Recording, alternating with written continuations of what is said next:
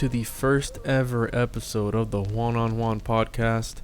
I'm your host, Juan. I just got done talking to Garrett Frandsen. He's an individual I met my first time floating.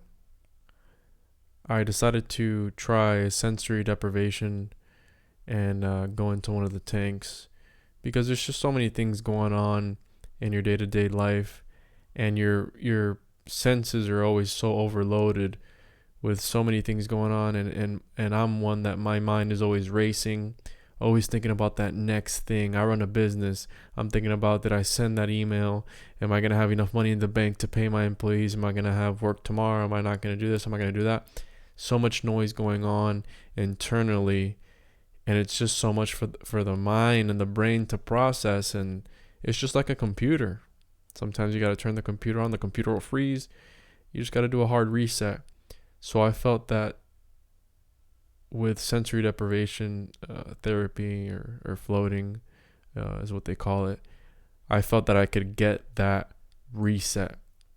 It was a different experience for me. I'd never done anything of this sort, and I believe it's a new tool I'm going to be using in order to really unload my senses and open up doors in my mind that I didn't know I had, because it was amazing. You know, when I first heard of it, I heard of it from Joe Rogan. I listened to a lot of Joe Rogan, and they always talked about it, and I always put it off to the side because it was like, maybe it's not my thing. And one day I just woke up and I was like, you know what? I want to try sensory deprivation. I keep hearing all these things, and I keep hearing Joe Rogan talk about it over and over again. And so I finally did my research. I looked up a local place here in Florida, and I found this place called Total Zen Float out of Castleberry. So I went ahead and I booked an appointment. I kept doing my research that whole week, and I just kept thinking about it. I said, is my mind going to betray me while I'm in there? Because in essence, it's just you and your thoughts in there and nothing else. No phone, no social media, no computer, no nothing. And it's just you in there, and I booked a 90-minute session to just go and be one in the void. So when I got there, I was under the impression that I needed to have a bathing suit on. No. Garrett told me, he said, no, dude, we go in the nude here. You have the option to wear a bathing suit, but the whole point about it is to be out of your, in a sense, out of your body. And if you have something weighing you down, like, wet pair of shorts, you're really not going to get that connection that you're really looking for, that disconnect that you're looking for. And so, whatever. To be honest, there's good reviews on the place. And now that I've been there, I in hindsight, I know what to expect. I've already booked my next session, but when I first got there, I was pretty sketched out. My girlfriend told me, she said, don't have cash in your car. You don't know this, you don't know that. Because remember, there's so much evil in the world and so many bad people, and you just don't ever know. But it's not, in a way, that's not good to always think in that sense, because remember, our words have power, and if you say something, it might manifest itself. And so I went in there with an open mind, and I expressed when I first walked in, I saw Garrett, and this individual, he very welcoming, and he just put me at ease. He gave me a small tour, and I expressed my concerns to him, and I told him, I said, hey, what's this all about, man? Is it true what people say, that they see things? Is it a psychedelic experience, how people do, how people say it is? And he told me, 0 expectations. Just go in there and just, expect nothing and just become one. I was like, all right. Before all this, he showed me that they have 2 different tanks. There are 2 different float rooms. He showed me, I believe there's don't quote me on this. I think one of the model, the name of the model of the tank one is the Genesis and the other one's the Oasis. The Genesis one looks like a almost like an alien spaceship capsule, and the other one looks like literally a pit. One is white, and the other one, when you look into it, it's just completely pitch black. The other one looked more welcoming, and he gave me the option. Garrett gave me the option. He said, "Hey, dude, have you ever floated before? Where else have you floated?" I was like, "Yeah, this is my first time, man." He said, "Oh, great." He said, "You sure you want to go in this one?" And I said, "In the Oasis model." And I said, "Yeah, I want the full experience. If I'm going to do something, go big or go home, right?" And I was nervous as hell going in there.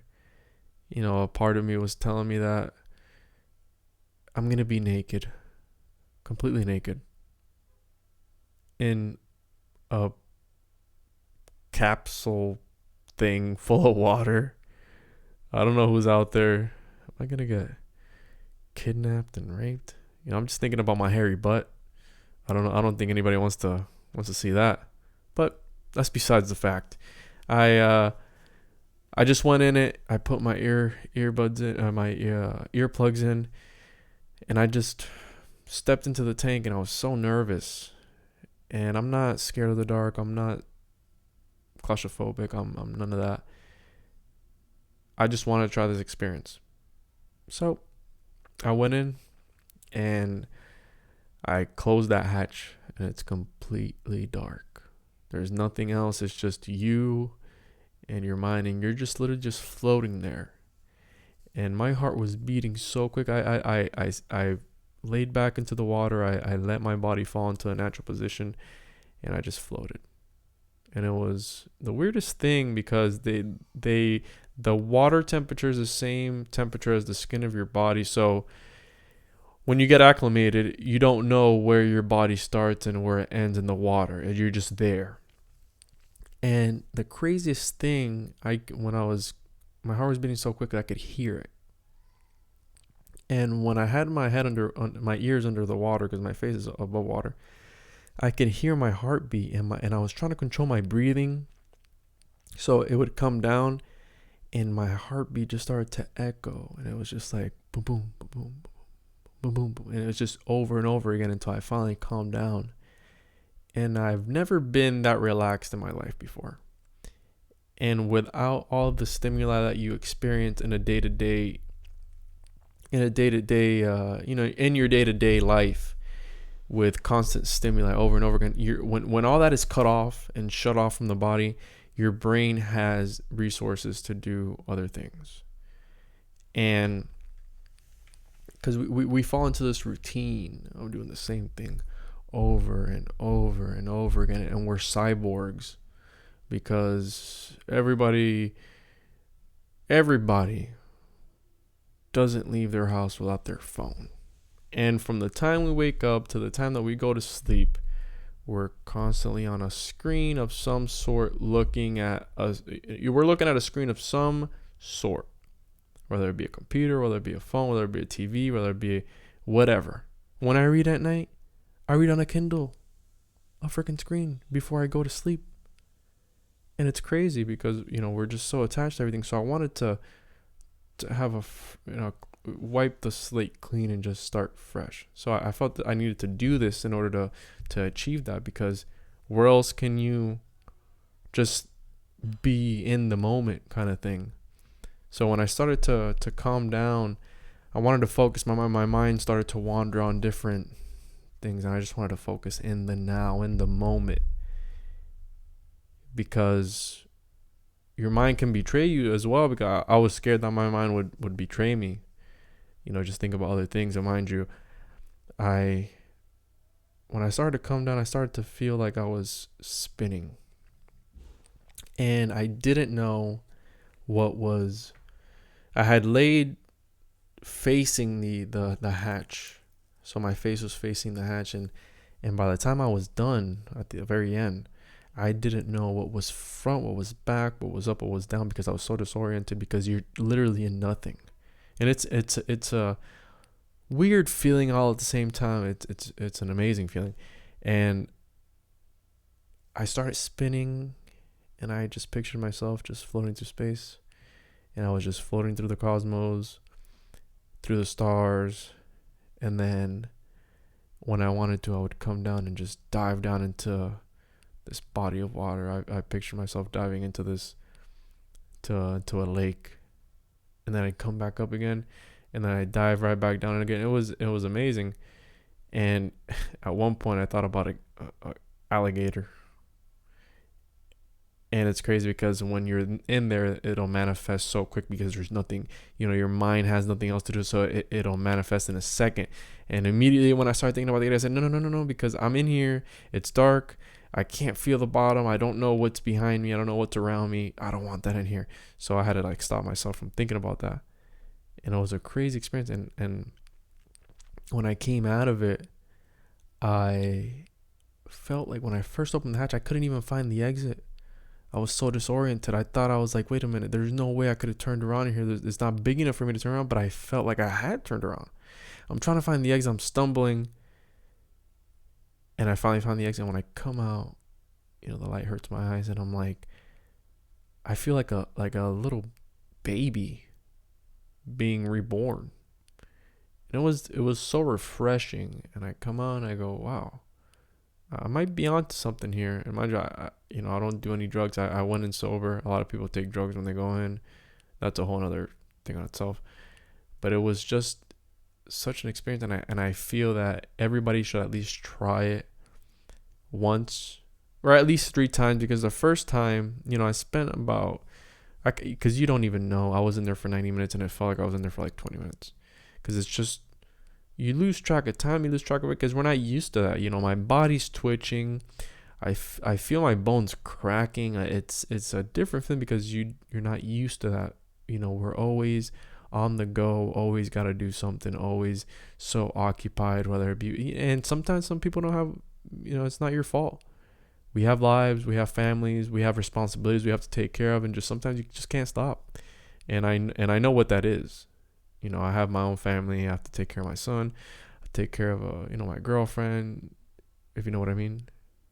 And just factors in life that you can't really you can't control in a sense, but responsibility is a responsibility. You can't, if you have a kid, you can't depend on other people to take care of your child for you. That's just my ideology. Everybody's different, but I feel like everybody should try this at least 1 time or 2 times, because the first time you go, you're gonna be so focused on you're gonna be so nervous and anxious because you don't know what to expect. And I just don't feel like for my first time, I did feel like I achieved something, but for half the time I was trying to calm down because I didn't know what I was getting into. So I think everybody should at least try. I'm gonna try it at least 3 times. I already scheduled my next appointment, and I hopefully every time is different. And I feel that going into this one, I'll be a little bit more calm because I know the place. I've talked to Garrett. I've experienced it already. So when I got out, I got ready and I started talking to Garrett about my experience. And it's funny how life works, because I was like, yeah, man, I am doing this, because I want to start a podcast. I want to start doing something creative. I want to learn. I want to do different things. 2019 wasn't such a great of a year. And I feel like 2020, it's so cliche. Everybody says, it's my year, but it's like, what are you doing to make it your year? What are you going to do differently than you did last year? And I'm in a point in my life where it's like, just do it. What's the worst that could happen? Unless you're spending a substantial amount of money, you won't ever get time back. That's one thing. But I'm only 25. I've done so many things, and I always tell you, but I haven't found that thing that I'm passionate about.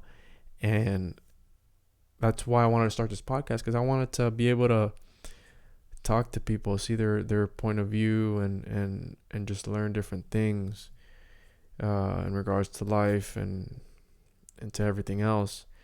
And so I started talking to Garrett, and I started telling him, hey, this is my first time, and it was really cool. Thank you for being so nice and welcoming. And I'm doing this for a podcast of mine that I'm going to start. He's like, oh, I got a podcast too, man. I was like, oh, well, that's cool. I was like, dude, would you mind being on an episode with me? to talk about sensory deprivation and stuff like that. Since he's a co-owner there, so he knows this a lot better than I do, and I'm just going based off of my experience. This guy does it for a living, so he agreed to it, and I was able to get him on, and he's got a large following on Facebook and Instagram especially. He's got an account where he's real big in the floating community, and super cool guy. We went back and forth. It was funny because we were talking about this, or how it's funny, things always fall in line when they're supposed to fall in line, and things always happen for a reason, and I'm a firm believer in that. So we were finally able to schedule around our lives and schedules, and what a better time. I feel like it went so smooth, and I hope you guys enjoy it. We talked for an hour, and we touched a few different topics along the way, but it was really a refreshing conversation that I had with him, and here it goes. All right, we're live. How you doing, Garrett? Good. Thanks for having me, Juan. Just going back and forth. Finally got you on. We're always so busy with everything, and life seems to always get in the way. Oh yeah. How you doing? I'm doing all right. Just been so busy with Christmas shopping and family stuff. You know how it can be. Yeah. Yeah, been busy here floating people, and what's it been now, a week since you floated? I think so. I think it's been about a week, 2 weeks, something like that. I don't even remember. Yeah, maybe 2 weeks. It feels like that. Time's weird here, and I live here in the float center, so it's a weird experience. But yeah, so thanks for having me on. And how long have you been doing this podcast? Well, this is actually the first episode. Oh. So this is something I want to launch next year. And I've just gotten to the point in my life where I want to do something creative and, step outside of my box. I have a lot of hobbies, but I haven't found anything I'm passionate about. And lately I've just been having this explosion of what I'm calling a personal enlightenment, where I'm just learning a lot of new things. And I'm not a religious person, but I like to be spiritual. And I've just been learning and being more conscious of what I'm doing. You know what I mean? As far as what I put in my body, and, how I treat others with my energy and stuff like that. And that's one of the reasons why I wanted to have you on, because as soon as I came in, you made me feel at ease, because I was super nervous when I was first going in there. I'm glad you came in. It was nice to meet you for the first time. I just try to hold a open, non-judgmental, loving space for all beings, and you happened to walk in. What brought you in to Total Zen? Well, I wanted to start off. Is this my podcast or yours? Oh yeah, go ahead. I wanted to start off by asking you, who is this Garrett Frandsen? Like, who are you, and what do you do? I'm gonna make it a thing to ask everybody that I have on, because I believe it's such a deep question, and I don't think people get it enough. Like, who are you? Yeah, well, I thought about it a lot. My answer at this point is nothing, because what you have experienced as me, as Garett Frandsen, is a temporary phenomenon that it maybe be here. I'm 38 now, so if I'm lucky, another 38 years, who knows, maybe 100 years. But it will not persist forever. So I've been spending the last 5 years coming to terms with that I will not persist, that I am ultimately not this body and mind, and floating and all the other things I've been doing in the past few years have been taking me deeper to the core of my own being. So I've been a lot of things. I've been almost a lawyer. I went to law school and I dropped out. I traveled the world a little bit. I was a photographer for 10 years.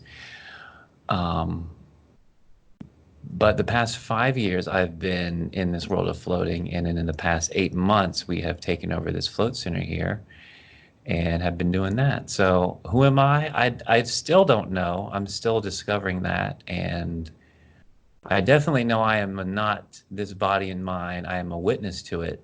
That's one thing I can say. I have created enough space between my mind-body phenomenon that I know that I'm not it. I am a witness to my thoughts, and this is a body that is just an accumulation of stuff I put into it. And yeah, so that's kind of my best answer for that question. I don't know who I am, and I'm still searching, and I know I'm not this. And what I've been told and what I've experienced a few times is I'm actually infinite bliss consciousness. The body will, I'll be able to continue to take on a body if I want, right? That's what karma and reincarnation is, like in my desires, stuff like that. If I want to keep coming back to this plane of existence to experience things, we all, that's what we're doing. We're all doing that, I believe. And we're dreaming, and we're coming to fulfill these desires and have these experiences. And then we've reached to the point where we don't want to be asleep anymore or dream or have these experiences. We have an awakening. And some people it's very fast, some people it's very slow. And what I believe I've discovered here is a tool that can help people clear out their mess, discover that stuff, and do what they want with it, whether it's better their materialist experience here on this 3D plane of existence or move on to the next one. It's definitely a tool for both of those things. That's deep, man. I feel like everybody's in the same boat. Sometimes I don't believe people truly know who they are, and they fall into this routine of of life. And that's one of the reasons why I did, to answer your question, why I did want to go and try floating. I didn't even know it was called floating. I When you told me about it, it's funny how life works. And I've been having all these synchronicities in my life where things are like, life's reminding me like, hey, maybe this or that. And it's your choice to either follow that or not to. So what is sensory deprivation, and what is floating for those who don't know about it, or for those who want to try it? Okay, I'll give you a quick history. So I think it's the early 50s, maybe the late 40s, but definitely in the 50s, scientists by the name of John Lilly wanted to find a way to separate the brain from as much stimulation as possible. And through many different iterations over time, he developed the float tank. The initial version was wearing like a mask, and you were vertical as opposed to the horizontal style that you have now. And different ways of going about trying to separate your brain from this external stimulation of sight, sound, smell, etc.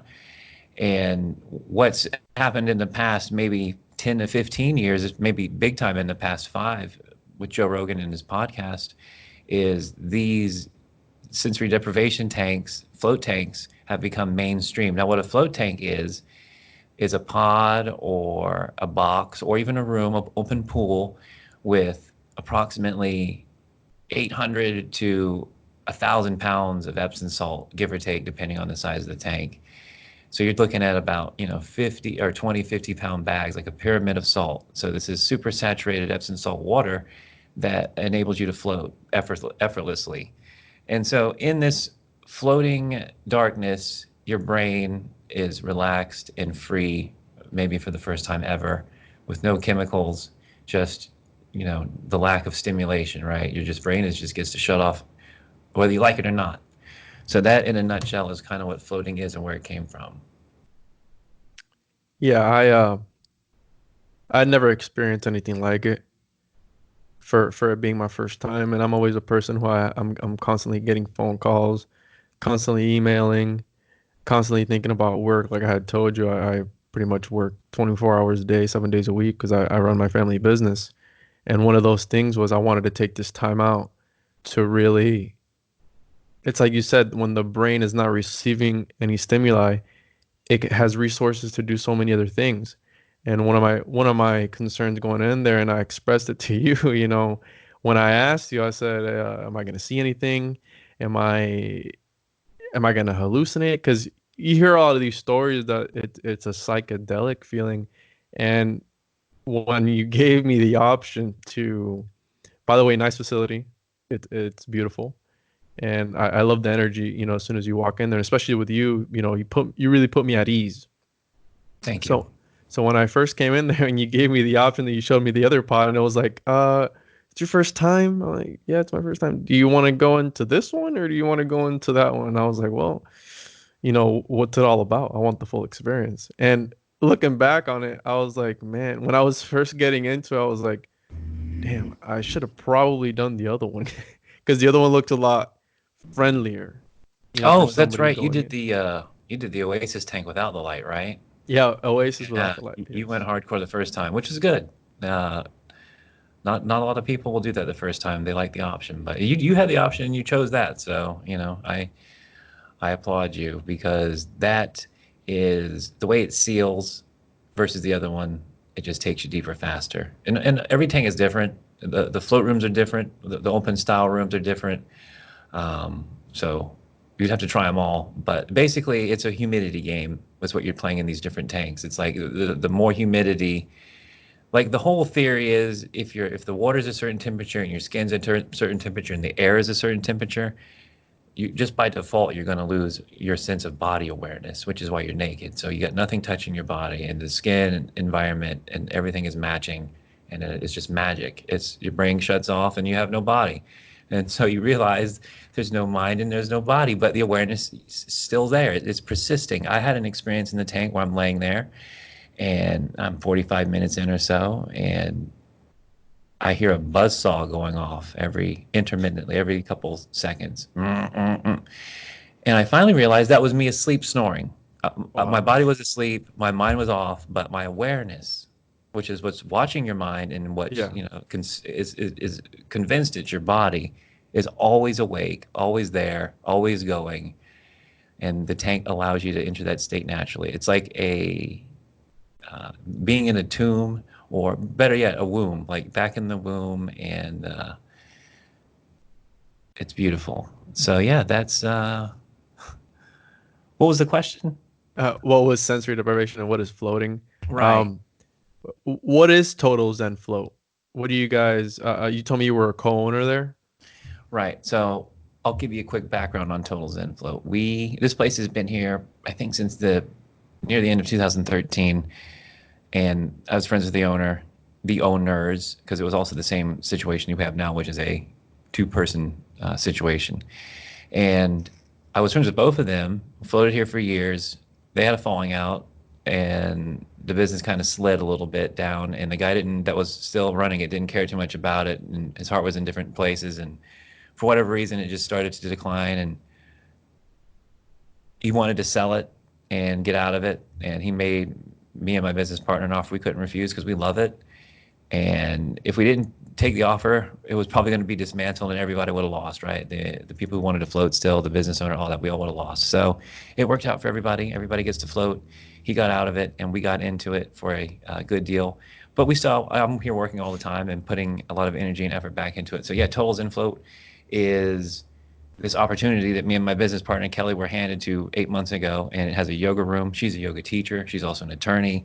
I sit here most of the time and run the day to day and make sure the tanks are good and salty and clean and all that stuff. And the thing about having a float center and running a float center, and I've seen a lot of float centers come and go watching this industry the past 5 years, is it's you can have a lot of money and have a great build out, but if you don't have the right people running it, it's not going to matter. If you No. don't create a space of welcome and, like you said, you're walking into a situation where you're going to get naked and get in the dark and, open yourself up. And if you can't get comfortable, the more comfortable you can get, the more you can open yourself up. And that's super important for what we're doing here. And so if you don't get a good vibe initially, it's like a whole experience. And that's what I tell people. I'm like, it's one thing to have the float nice and all that, but it's a beginning to end experience from when they're driving up to when they drive away. Yeah, And so I agree. I try to keep that all good, not just the floating has to be good too, but the experience from beginning to end. So I keep that in mind. And another thing is I stay as present as possible as I can, because this is what I'm doing anyway. Like I don't have a job outside of this. I don't have much of a life right now, which is I'm not complaining. So I'm very present here to do the float and to make sure that your needs are met. And like that, really, it's just you have to be comfortable to come in here and let go and release and open up. Yeah, that's like a really selfless act, to be able to you take time and energy out of your life and day to be able to accommodate other people. And it's like you said, I looked up the reviews because I was under the impression that I needed to take a bathing suit. And it was when I got there, you're like, no, dude, we do this in the nude. And I was like, Okay. I mean, and it's like you said, if you don't feel right, and that's why I like getting that little tour and stuff, because if you feel something shady going on, like my girlfriend before I left the house, she was like, "Oh, don't take any cash, don't take anything in your car that you don't want," because you just don't ever know, especially nowadays, because there's so many bad people and such negativity nowadays as well that you just don't know what to expect.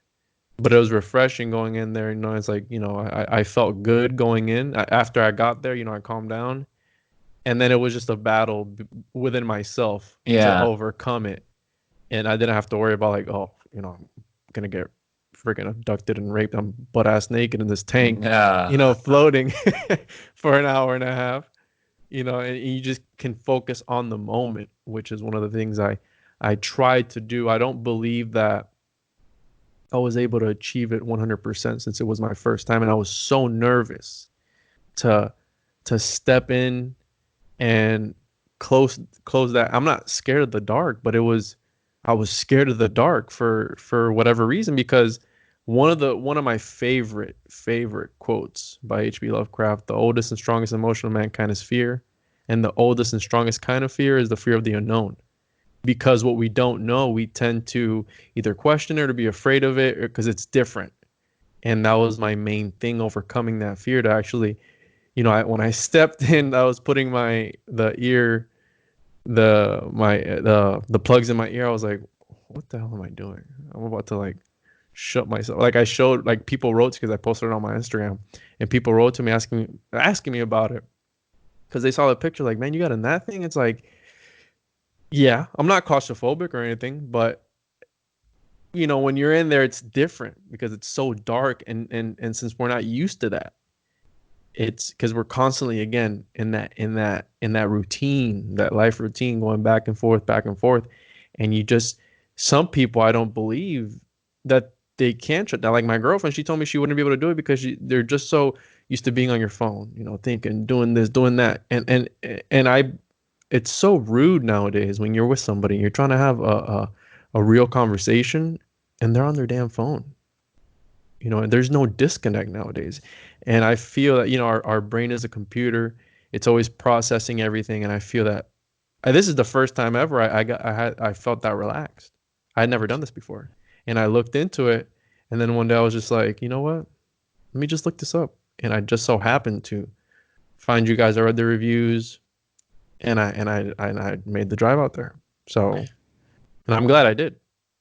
Well, I'm glad you did too. And it will, even her, it will put in, if they just get in it and give it the opportunity, after about 15 minutes, it will put the most restless person in a nice, relaxed state. And I got to get you in the tank, though. That's the thing. I can talk all I want, but until I get you in the tank, it's not going to matter until you experience it. I can tell you all about it, but until you experience it, as you know, there's nothing like it, and it's hard to explain. So yeah, but it's good for so many things.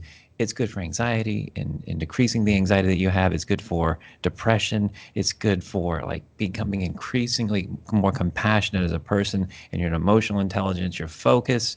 It clears anything you got going on. If you get in the tank and you're not feeling so well, if you're stoned, if you're drunk, if you're hungover, if you're tired, if you're any of these things, it like sobers you up and clears you up. And I attest to all of those things. Um, it's just like pain. Pain is another one. I had lots of people coming here for chronic pain, fibromyalgia, stress and cortisol, all those things, weight loss, addiction, smoking. Weight loss is another interesting one. I've lost 20 pounds, and I don't eat like the best person in the Weight world. loss? Oh yeah, just regular floating has been. Me and my business partner have seen ourselves, and also people who float more than probably 2 or 3 times a week have dramatic weight loss with Because you're floating. because you're sweating in there, or what's the science behind that? I'm not sure what the exact science is, but I think it's a lot about just like homeostasis and well-being. That's part of it. Wow. I think you do lose actual weight all the time too. Like you're kind of like, it's kind of like dehydrating you and sucking Mm-hmm. the water out of you.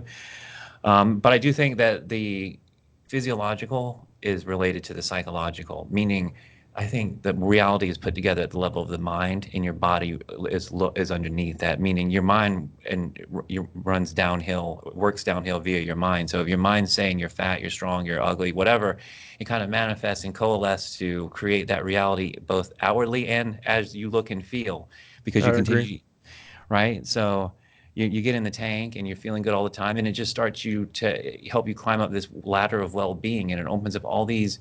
So God wants you to heal, and God knows you want to heal. The universe is going to send you, when you start floating, all these different modalities, but you're going to have to like step into some unknown, right? Like the Joseph Campbell quote is, "The cave you fear to enter holds the treasure you seek." So it's like floating is going to show you, once you relax, like different ways. Like, for example, you may need to sharpen up your diet. You may need to start exercising. You may find a different way to exercise. You may find all these things wrong with your body because you're laying in the water so relaxed, and you can see all these things that are tense or tight or not really like bending the right way. It really opens up your body's intuition. Just so many things are right there available for you when your mind is still. Because the problem is, a lot of people's mind is running so much and so fast that they're not even being able to think about or touch all these huge underlying issues that are like underneath the ocean of their bullshit that doesn't even matter. Like there's just so much stuff on the surface they got running as a computer program of their mind that doesn't even matter. And then you can clear all that and get to the heavy lifting, the big stuff, and you can you can recognize patterns that you couldn't see before. And like I said, it will gradually, whether you like it or not, if you just keep floating, it's going to bring your body into homeostasis. It's going to clear out negative patterns, and it's going to help you to continue to detox. So, I mean, I could go on and on about it. Just behavior, a shift in consciousness. I don't know how to explain consciousness. There's not a scientific way to really talk about consciousness, but I feel like in They a don't game, know anything about it. That's the right? thing. Science is still trying to correlate it. You get in the tank, and it definitely broadens your consciousness. It opens it up, and it does create an opening in your heart center and your third eye. It helps realign everything, and like I said, bring you back to homeostasis. Like, for example, 1 hour in the tank, it's really good for like catching up on sleep if you're sleep deprived, or really good one if you're traveling across the country. Jet lag, 1 hour is equal to 4 to 6 hours of deep rest, give or take, depending on the study. So right One there, hour is equal to what? 1 hour in the tank is equal to 4 to 6 hours of deep rest. Really? And I feel it after about 20 minutes, because 20 minutes I feel like I've gotten about 2 hours of rest. I'm like, oh my I God. I completely lost track of time while I was in there. Um, but again, it's like I told you, I felt this battle within myself to I wanted to be in the now. I wanted to shut my mind off because my mind started to wander. And it's funny you talk about the consciousness because when you think about something, so while I was in there, I was thinking about uh, so I would be up in space and then I was floating and I would picture myself jumping into a lake, a body of water. And I kept picturing that over and over again. And then I started thinking about this one time that I went fishing and I was with a friend of mine and we were in real shallow water and we saw two gators at the bottom of the lake. Two big gators just chilling there. Mm. And then I started thinking about the gators. And I had to stop myself from thinking about the gators because I felt as if the gator would manifest itself in the tank with me. So it was like you talk about your thoughts and when you're praying and people believe something over and over and over again, it can manifest itself. And that's the same thing as prayer or meditation. You're saying the same thing over and over and over again. And that's, I do believe mind over matter is a thing because I always say this, people who have a terminal illness, I feel they last longer before they knew about it than after they find out. Like, they'll go in and be like, hey, hey, you're dying.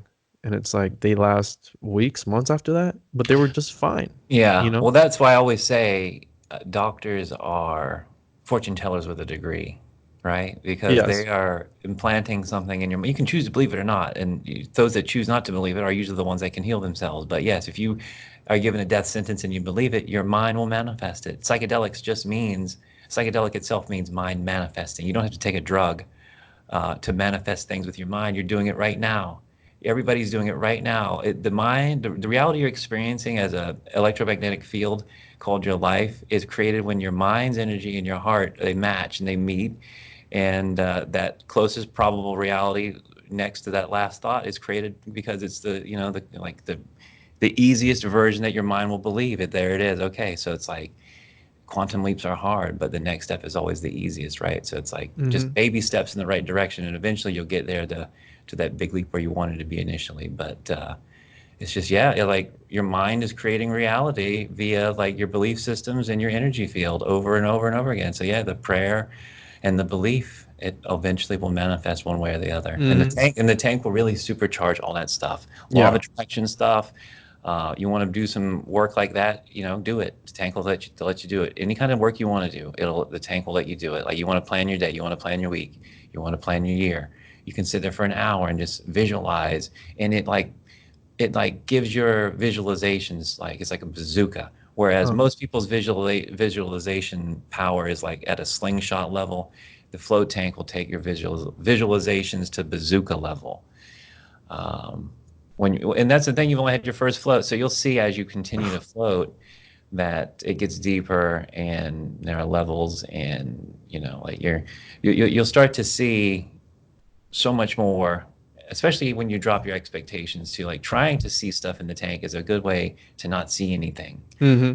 Seeking something is a good way not to find it sometimes, especially in the tank. So with the tank, it's like let the experience reveal itself to you, with not having sky high expectations of you're going to have contacts with extraterrestrials or out of body experiences or communication with Christ. I don't know. That's one of the things, and I expressed that concern to you, and I really like what you told me. You said, just step into the void and just become one. Just become one and just be in the moment. And I took that and I said, okay, I'm just gonna go ahead and do that. And it really it has. I feel that I can, I was funny because I was talking to a friend of mine, and I almost didn't even want to complain about life. I just like, after this experience, when I first walked out of it, it was like you said, like coming out of a womb. The light hurt my eyes, and I couldn't even figure the way out. I was so disoriented. I couldn't figure the way out. I thought I had spun around because at a point in time, I felt like I was spinning and spinning. And the craziest thing, when I first was coming down, when I first got in, my heart was beating so fast in my chest. It was going crazy. I relaxed my body, like you told me, make sure your ears are underwater, and I could just hear my heartbeat and my breathing just echo. And I'd never heard that before. And it's like, I'm alive because it's you don't experience that unless you're in the tank. And people ask me like, oh, how was it? And it's like, well, every time is different. This was my experience. I went in sober. I don't do drugs. I went in sober. A lot of people do mushrooms, LSD, whatever they do, when they go in there, and that's a whole different ball game all in itself. But I feel it did something for me.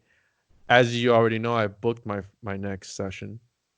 I booked my next session, and now at least I know what the experience of getting there, prepping, actually sitting in the tank, and then the rest is just that's one of the things I was scared about, because if I felt that if I was going to be in there with my thoughts, the mind can betray you. And I try to stay positive, and that's why I wanted to be in the now. And to be honest with you, I only opened my eyes like 2 times because I was so freaked out. I didn't want to open my eyes. So I kept my eyes shut almost the whole time I was in there. Because again, you're so scared of, it's a new experience. And I do feel it benefited me in a lot of ways, and it just really cleared my consciousness and my mind, and I feel like I can think better. What has floating done for you specifically that has really helped you the most? It's done everything for me. And I give everything all glory to ultimately God, but for giving me this tool to achieve the way back home, back to, God consciousness. And so it's done everything. But I'll give you a few things. I mean, I'm sitting here in this business, which I now co-own because of it, right? When I started this journey 5 years ago, whatever, I was a full-time wedding photographer, and I was traveling around doing that, and I was pretty good at it. And then the relationship I was in, my body, all these things just coalesced at once to shut me down. And that's when I found floating. And floating gave me the opportunity to heal myself on so many levels, and on so many profound levels too. And just a level of stillness that a yogi might take a couple of years of hard training to achieve is effortlessly achieved in less than an hour. And it's just, and you go on and on with it. The first time I floated, I got out of the tank. I said, I don't care what it costs. I've got to do the membership. I'm like, this should be illegal, like this tool, but it's just like psychedelics. So it's really it's the mind of the user where they can take it. And some people's karma isn't to have an enlightening experience with it. They're just to heal their body, which is good too. Like, like who cares about being enlightened? I'm stuck here in this body right now, so it doesn't really matter. But let's make our body and our life and our mind and everybody, if we can heal ourselves mentally, physically, spiritually, because the universe is kind of emanates from the center of our being, the world changes as we shift. So as we climb the ladder energetically of healing ourselves and fixing ourselves and finding homeostasis, the world around us slowly also achieves that homeostasis. Relationships change. Your financial situation will change. You'll find a job if you're not if you're not living your truth, if you're not, you'll find the truth and the love of existence. And that's what it's done for me. So that's why I'm dedicated to it. It's like a tool for lazy people to like heal themselves and fix themselves. And if you're an artist, you'll make better art. I've gotten so many ideas. It's showed me exactly what was wrong with my body, which was my neck. I lay in the tank, and I was stoned doing it for a couple of years where I wouldn't feel too much because I was just so stoned, because I was in a lot of physical pain. That was another reason I floated, but that wasn't the primary reason. But anyway, so I'm laying there and I'm noticing how off my neck is, my body and my shoulder, all these things. I could finally like see it because it's not relaxed in the tank. It's like being hung up and pulled towards my head. And so this showed me that I had a neck problem. And through asking God for the truth of that, through various psychedelic journeys, I was able to discover that it was my atlas, my C1 vertebrae at the top of my neck, which holds up your skull. And through that, I was able to, because I had this chronic neck pain that was just debilitating. It really was one of the things that kind of derailed and ultimately ended my photography career. But I may have been able to heal that now in the past few years via floating and all these other things. So I've gone from a broken, miserable, unconscious person to a happy, healing, conscious person who is, now giving that to the rest of the suffering world as much as I can. So that's the trip I'm on, and that's what it's done for me. It's done so much, and I've seen it do so many amazing things for so many people around me that I'm just going to continue to do this until I die, or I don't want to do it anymore. I find a better tool or a better way, a more efficient way to do it. I don't know, but the goal is to continue to keep doing this and to make it as affordable as possible for as many people as possible. And so I've inherited this situation here, which we're working on, and you've come and floated in, which has been wonderful. And so we're going to continue to build on that and try to get floating as cheap as possible for as many people possible is really the goal. Because I don't know what the quote's from, but anything like if it's not accessible by the masses, it's not revolutionary, right? That's the gist of the quote. It's a little off, but so the thing is like, okay, yeah, can be a revolutionary technology, but it's not everybody can afford it. It's not available everywhere. The education is not there. Like, I can't believe how many people don't know about this, and I just live and breathe it. But it's true. Like, you didn't know about it, and now you're telling all your friends. So it's just like I keep planting seeds, and these trees grow, and I don't know whether the trees are going to pop up or sprout fruit or not. I don't care. I've already achieved what I need to achieve, which is I found some well-being, some inner peace, and it's just continuing to grow, and I can now pass that on to other people. So that's like the greatest gift of all. Yeah, I have a friend up in North Carolina who wrote to me as well. And he was like, "Man, I've always been wanting to try that." And I was like, "Hey, dude, go ahead and try it." "Oh, how much is it? Is it expensive? What do you do? This and that, the whole nine yards." And I was like, "Well, I mean, it's this much over here." If you come down over here, you can do it at this place. And he researched a place up there and it's close by him and he's going to try it out. And it's funny you talk about the body and while you're in there, even though it's almost like you're out of your body in a sense, because it's just you and your mind, you're still aware of your body. Like my body kept twitching. Yeah. My muscles kept twitching. And it's like you're conscious of your body, but at the same time you're not. But it's like you said, you start recognizing like, oh, uh, my back is, this, that. You're aware of how your body sits. Yeah, your And body's intuition and stuff like that is awakened, and yeah, or you can hear it, or you can yeah, like you just mhm, become more conscious of stuff that you weren't aware of. Like, holy shit, this was like this, and I didn't know this for like years. I didn't know this. yeah, I was this unconscious to my own body.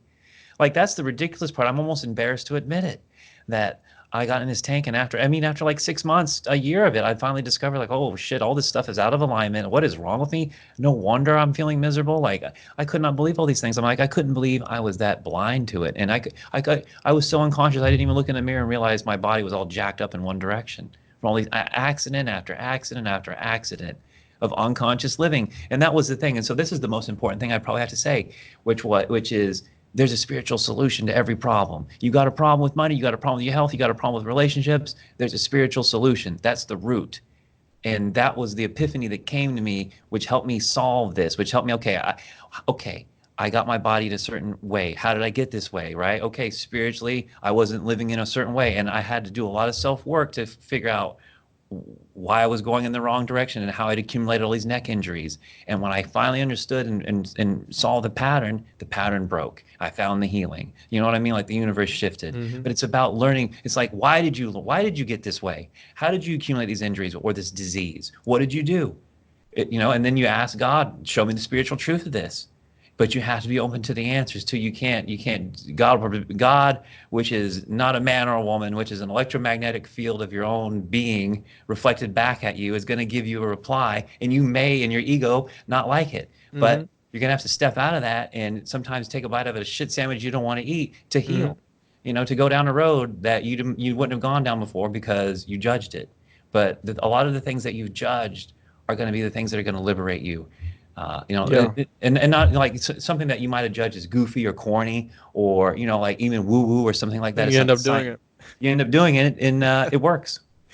Yeah, you end up But doing you it. And judged it, and it was there the whole time. If you wouldn't have judged it, you could have been healed 2 or 3 years sooner. And that's how I am with yoga right now. Not that I'm judging it, but I'm just too lazy to get on the mat, and I'm just finally healing to the point where I want to even do it. But I know if I could have done it years ago, my life would be so much better now. But I just couldn't. I guess still couldn't. I still can't do it. But it's just a matter of time.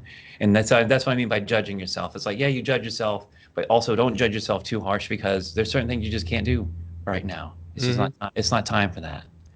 But at least And you it's recognize. I can recognize that I should be doing that.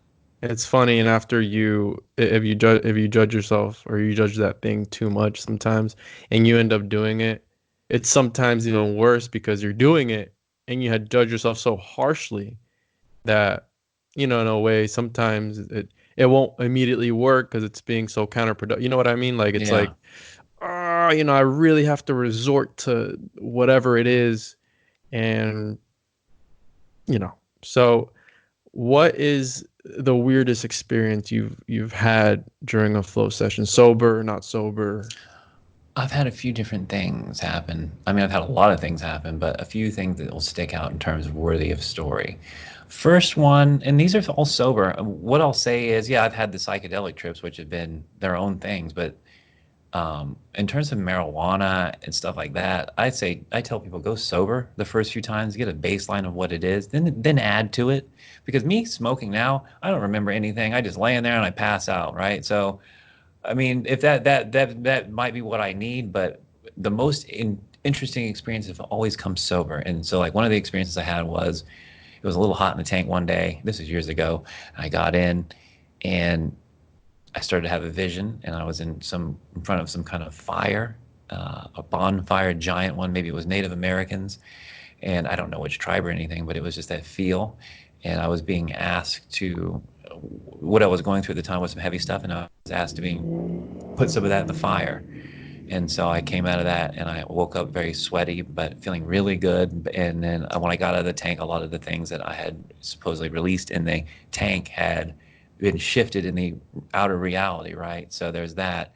I had another experience one Wow. time where I was kind of shot out of my body like a rocket and flew right out right out of Florida to the moon, went past the moon to the dark side of the moon, flipped over there, and there was bases and aliens, and then humanoids like us there working with the aliens with all this technology on the far side of the moon. And then I got shot back into my body. Um, let's see. I've had experiences where, like I said, with the snoring, where I'm just in awareness and there's no body or mind. And It's like lucid dreaming in a way. yeah, I've had a lot of, yes, I've had a lot of lucid dreams. I've had a lot of, what I like to do is program, like when I did do the weddings, I would say, I would envision the whole thing in my mind from beginning to end and try to put markers in my journey. So when I actually experienced that day, I would experience a lot of the synchronicity I had programmed into the coming reality. But that's a lot of heavy lifting in the belief department because reality is kind of this coalescence of your karma and your energy and your belief system all kind of meeting and then kind of shooting that out. And so you're kind of limited by your belief systems. And so when you've been to the planes of reality I have been to via these techniques and breathing techniques and psychedelics and floating, then I just totally lost my train of thought there. What were they talking about? About your beliefs and how they affect your Oh yeah, yeah. experiences. So that's the thing. Like your beliefs have been so exploded by these trips you've been on that you can hold any belief system. You know what I mean? You're not Hmm. like if you just believe narrowly that Jesus Christ is your Lord and Savior. There's nothing wrong with that. That can be absolutely true. That can take you right to God. Nothing wrong with that. But if that's your narrow set of beliefs, then you won't experience anything magical outside of that. I mean, Hmm. you kind of will. God will try to pull you away from your limited belief system. And again, there's nothing wrong with having a belief one way and another of an avatar. They're all stepping stones to the ultimate truth, which is you are the divine. You have the spark of divinity inside of you, and so does your neighbor, and so does your worst enemy, and so does everybody. Everybody is God. And so that's kind of my practice of realizing that I am that too. But it's also like, okay, you realize you're God, but you got to stay humble, right? Because I'm not making lightning fall from the sky and getting every desire met, right? That wouldn't serve me anyway. But I'm not God in that respect. So you got to stay humble with it. And so you stay humble by recognizing that everybody else is God too. And so you want to serve God. And so you stay in the moment, serving what's in front of you, which was you that day, or whoever it is. Let's just say it was you. And so you're God. I'm serving you as that. And that's all that exists in the universe. Not anything on TV, not my friends across town, nothing. Nothing exists but me and you in that moment. And that's how I try to be based on the truths I've experienced in all these journeys, which is you're it. And everything is a wacky funhouse mirror reflection of you and your beliefs and your shadow and all these opportunities that are you're receiving every day with people who agitate you and piss you off are opportunities to bring that shadow into the light of your being via love, right? So love everybody and tell the truth.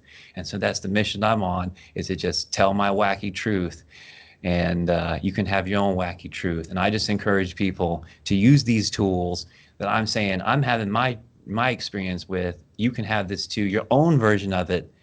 But like you say, you might think mine's one way or the other. You can have your own customized version of your beautiful trip towards meeting God and enlightenment any way you want it. And it can be dark, or it can be light, or it can be fun, or it can be sad. It can be anything.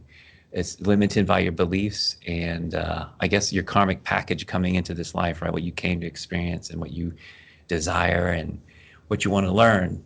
So yeah, that's been my journey with this tool of floating. That's a good way to look at things. I like that idea of loving everybody and telling truths because what you were saying about when you have a certain belief system, and again, I believe in God. I was raised Christian all my life, and I'm kind of looked at differently by my family because I don't have different beliefs per se, but I like this this quote by Aristotle that says, "It is the mark of an educated mind to be able to entertain a thought without accepting it." And I feel that how you said you're so enclosed to one idea and one ideology that you're oblivious to other things, like, if you doing the float tank and you see something else, another entity, it's if the Christian way of looking at it is, oh, it's demonic, like, but what if Yeah. it's not? Because there's so many things that we don't even understand with our world, with our being. We don't even know sometimes. Science now, and quantum physics, they're just now realizing that the consciousness and everything is something. What is it? They don't know yet, but it is something, and it's a powerful thing. And I this is the reason why I started this podcast, because I wanted to be able to talk to people like you about different beliefs, different things, step outside of that box, even if you are looked down upon. Because how Terrence McKenna says, in this society, to stay sane, there's a certain level of alienation that you have to achieve. That's, paraphrased, but that's how the quote goes. In order to stay sane, you must alienate yourself. It's a form of alienation, because if you do step outside the box and people don't align their beliefs or their systems with yours, hey, you're crazy, man. You're this, you're that, and you're being alienated and taken out of the equation because of your beliefs. And that's why I like to keep an open mind when it comes to everything, and I like to question everything. And when I was in the tank, I was floating through space, man.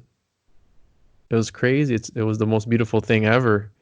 And I've always been fascinated by outer space, by what's out there, because we are nothing compared to the size of the universe.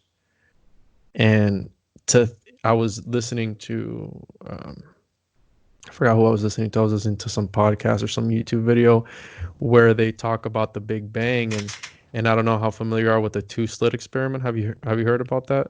Yeah.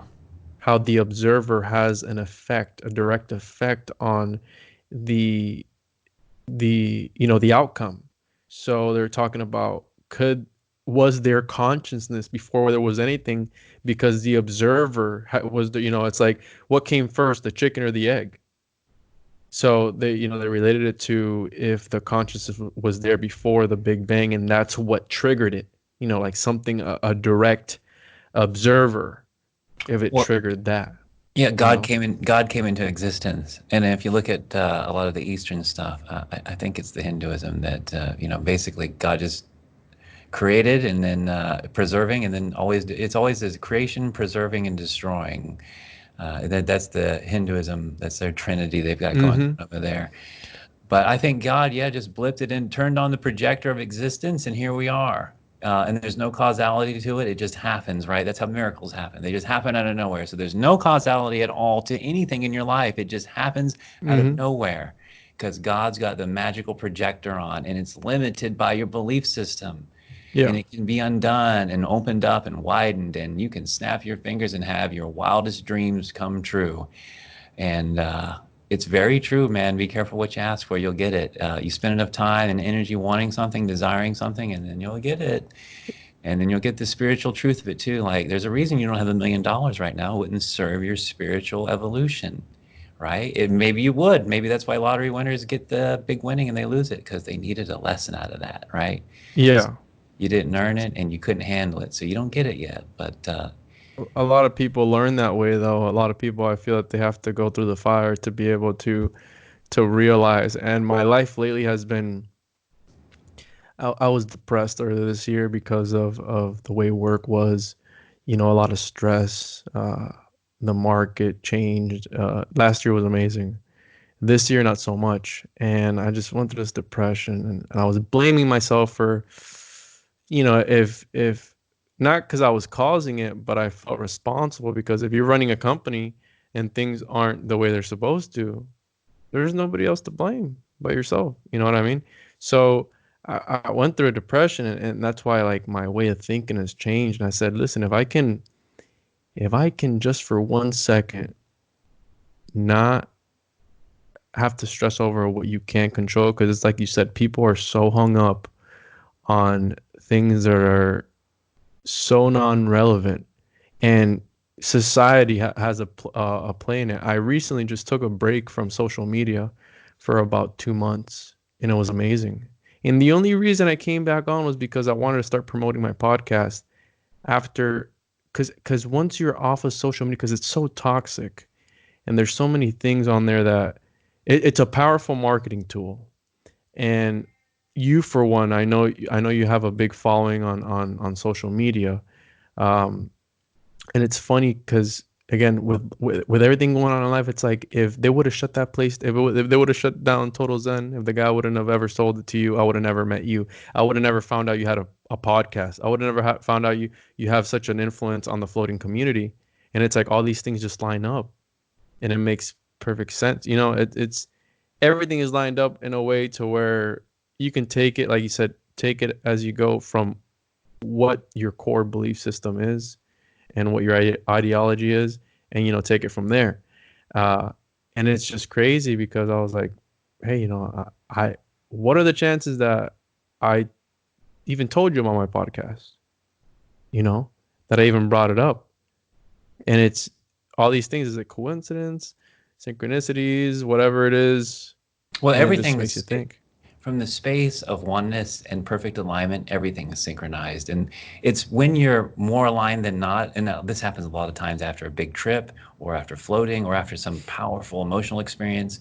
You'll see the more synchronicities than not because you are in alignment and you are very grounded in the now.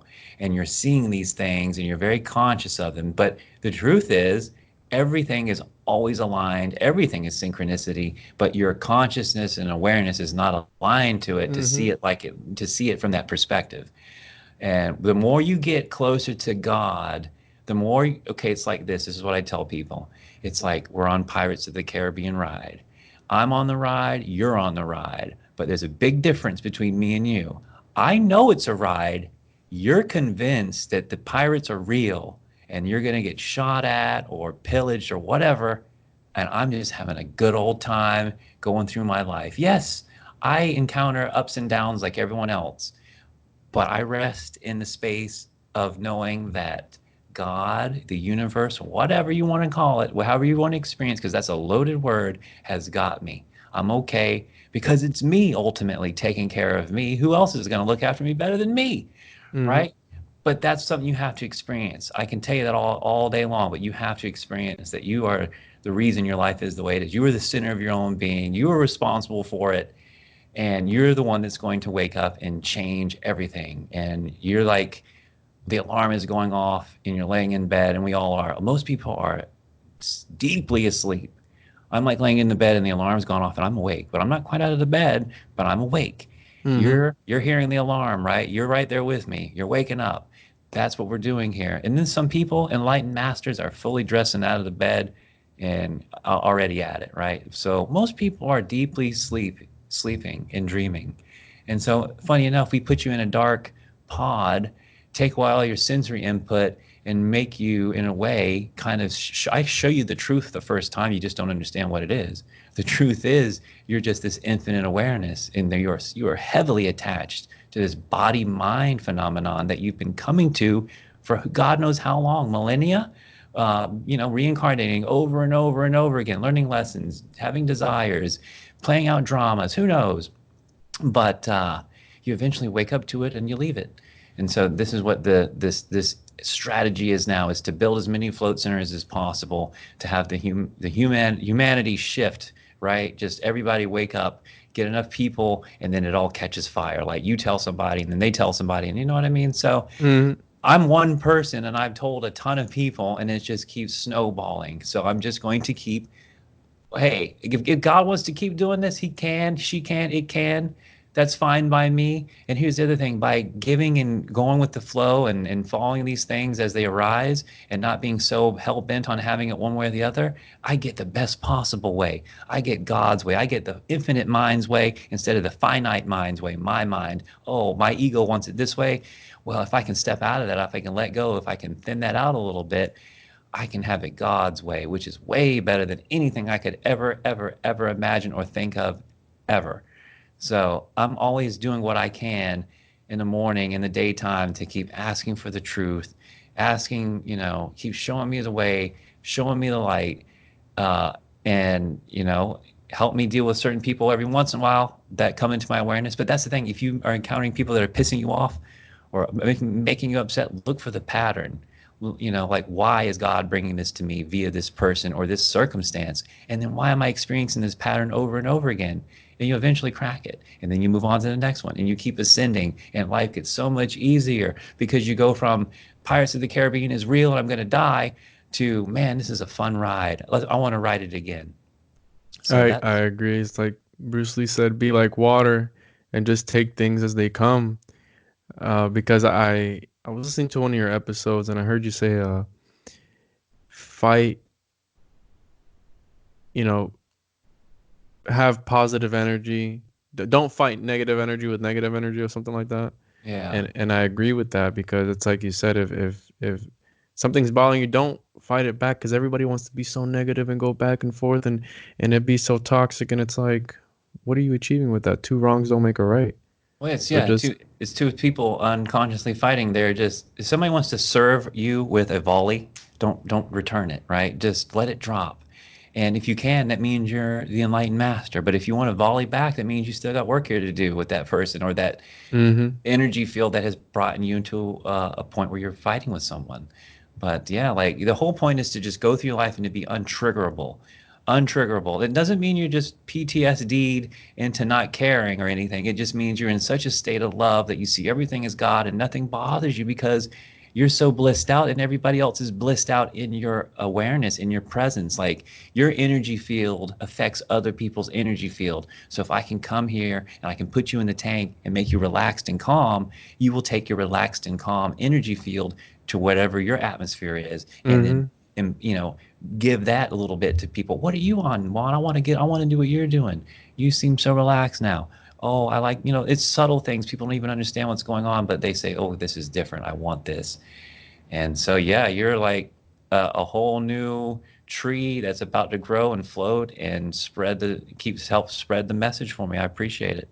I can't wait to do my next session because I know every time is different and I'm excited. What are your again? I know you have a big presence in the social media. What are your thoughts on social media and memes in specific? Well, I saw this the other day. So it was a question, are memes art? And the answer was anything that moves you is art. So I've gone back and forth for a long time about memes. I am now obsessed with continuing to use them because if they're used effectively with the right content, you can pass something extremely complex and difficult onto someone in a very simple manner that's easy to digest. And you can almost bring someone into enlightenment sometimes with a concept with the right meme executed correctly. But what do I think about social media? I think it's just like anything else in this world. Like, is a cell phone good or bad, right? Is a computer good or bad? It's at the operator. Is a gun good or bad? Guns don't kill people, people do. It's Mm, ultimately your responsibility to watch yourself on these things. And I would not be on social media but for the work I'm in. And but if you're right, if you're good at it, and if you can leverage the right kind of content with the right kind of network, you can spread a powerful message very quickly. And so that's why I still play in this realm, is to utilize the power of the network and the ability to spread a complex idea in a meme form through one of those giant networks of Facebook or Instagram, something like that, where I'm just, my goal is to shift human consciousness with through the lens of humor and ease and comfort. Like, it doesn't have to be hard. if God is infinite, and if there's infinite realities of God's mind, why can't I go to a reality where I'm healing in the most efficient, funny, relaxing, comfortable way possible? Yes, there exists within the mind realities where it's a masochistic, sadomasochistic way of enlightenment, of beating yourself, of starving yourself, of all these things, and they still work, by the way.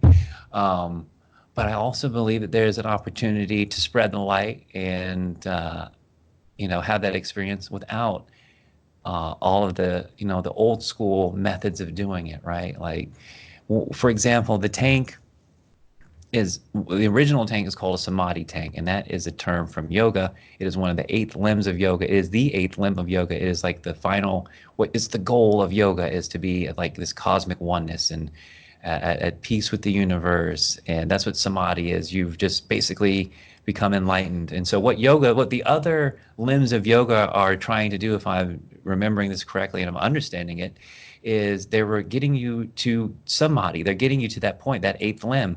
Well, I can get you to samadhi instantly in the tank, and then you can work your way backwards from there. Mm-hmm. So that's what I mean by like technology and this universe where this reality where it doesn't have to be a certain way. Like we can hack it. We can hack the old way. That's just a way of thinking. That's a certain a valid reality that exists, but it's not my reality anymore because I recognize what my mind is and isn't doing, and my ability to move into higher realities where that isn't the way enlightenment's found, right? Or it still is for other people, but I want to be the person to give you the opportunity to find it and have fun with it, and it doesn't have to be so technically difficult for you to. I mean, it's just relaxing and finding the stillness inside of you and that inner peace, which will lead you to God, which will show you what God actually is. And whether that fits your mold of what God is or not, that's up to you to find out. But you'll find out it's probably not a man in a cloud. Yeah, yeah. Again, and that's like you said, uh, technology. Just like everything else. It's a good thing and a bad thing because it can help people digest, like you said, information in an efficient way, and that's why I feel like these all these different platforms. For example, TV's dead.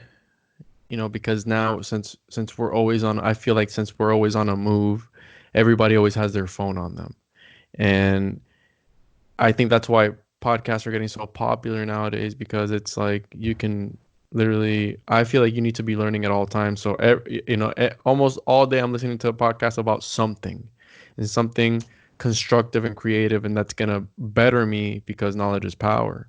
So I feel that all these different platforms, podcasts, social media, if used correctly, YouTube videos, because nobody likes to read anymore. Everybody's visual now. I feel that they're gonna project, and they're gonna get to a level where people are just gonna be getting their information from these places, and a lot of people only do get their information from these places because people don't read the newspaper anymore. People go on the internet, or you find out about something through social media. That's the only way.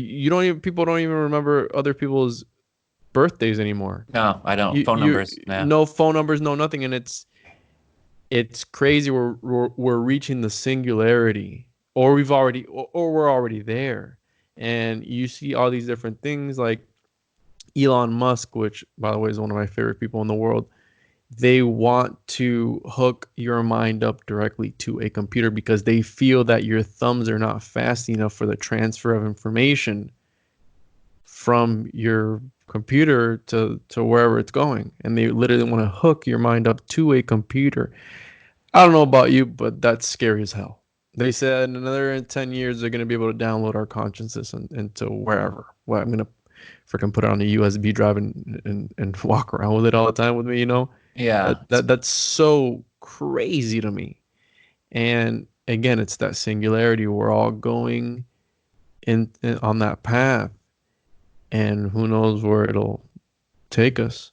Well, in regards to the singularity, Terence McKenna talks about the transcendental object at the end of time, which is Mm-hmm. basically, he talks about an attractor field that's like pulling you and raising you up and pulling you towards this ultimate thing, which I think is enlightenment. And I also think that's what the singularity is. It is some kind of crossroads of technological slash human, I guess, merging or oneness, where so we're not quite there yet, but when you have your own personal enlightenment, it's its own singularity, right? Because Mm-hmm. everything is one. But I'm excited about technology because I just realize there's no getting away from it. It's part of the human experience, and if we go into the right realities with the right kind of leadership and the right kind of thinking, which is, I think, where the majority of this humanity is going. Because as I shift, as I heal, and as I continue to put this energy out there, I see a world that is rapidly changing relative to my change.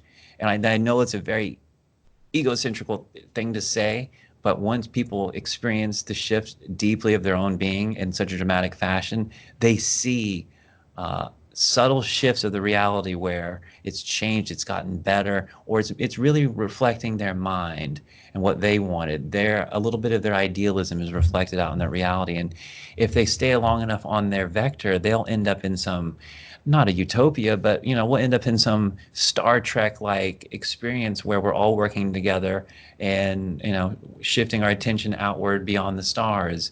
That's my goal, is to continue to give uh, myself and humanity the opportunity to heal and ascend and merge as one as fast as possible and as painlessly as possible and efficiently as possible.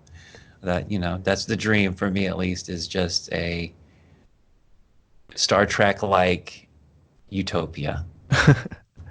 um, I think that's a good note to end it on. Where can the people find you?